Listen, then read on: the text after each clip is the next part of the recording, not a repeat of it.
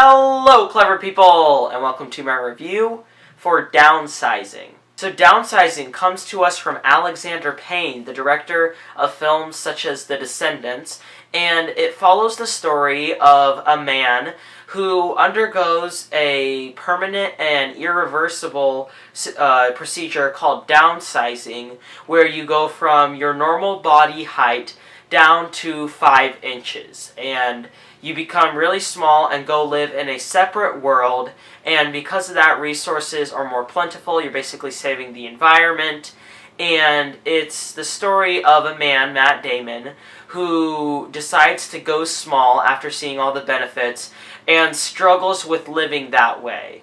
Or at least that's what the movie is about for the first 40 minutes, maybe an hour, before it turns into a story of immigration, and then it turns into the story of the end of the world, and then it turns...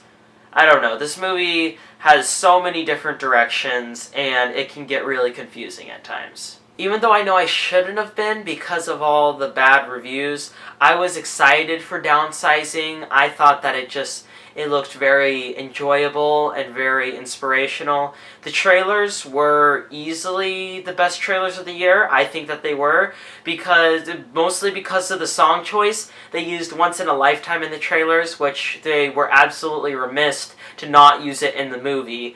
But also, it perfectly lended to the story. I love that song in general, so really the choice of that song helped me get really excited for the movie.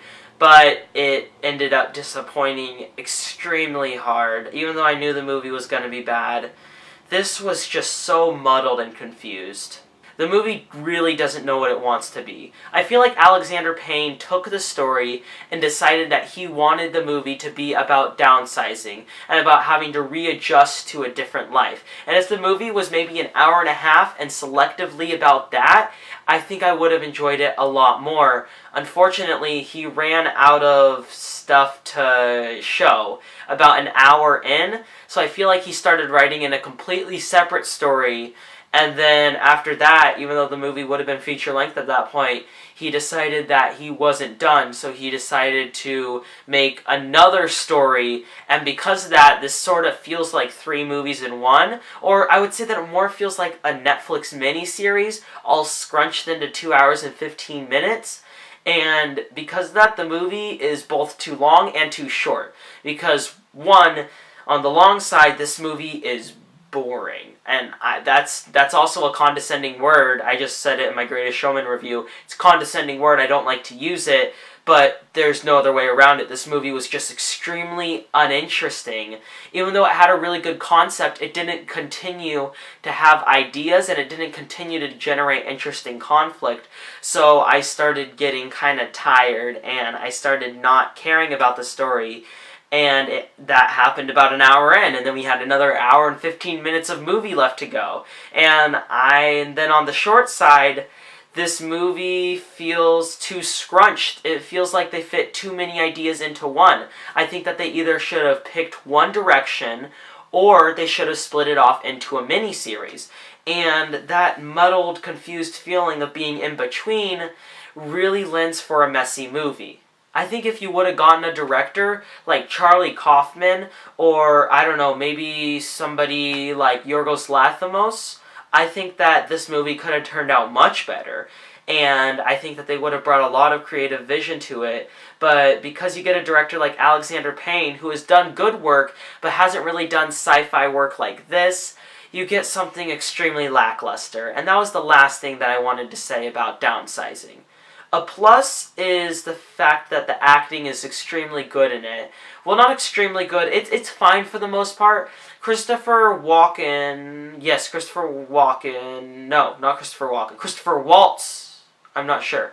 It's Christopher Waltz, I'm pretty sure, is in it. And he has a really phony accent, but beyond that, he does a good job. Matt Damon can be too expressive at times, but that's more the director's fault, in my opinion. And I'm forgetting the actress's name now, but she's getting nominated for a lot of things. Chow Ning, I think is her name, something like that. She was really good in the movie because she had to have broken English and she still needed to sound like, say it convincingly, and she needed to bring emotion to the role, which is near impossible to do. And the way that she does it so effortlessly is very impressive. But really, the reason that the acting wasn't as good as it could have been, and the reason the film isn't as good as it could have been, is because of the writing. It's just for one, it's really annoying how often they feel the need to recite what previously happened. They do it like 5 times in the movie, where Matt Damon will say, "Stop, this is what's happened so far. Let's go on with the plot." And it's really odd. And then you also just had the really bad dialogue that was built in. You had the bad system and structure. And all in all, Downsizing just turned out to be a really negative movie. I wanted something really enjoyable out of this.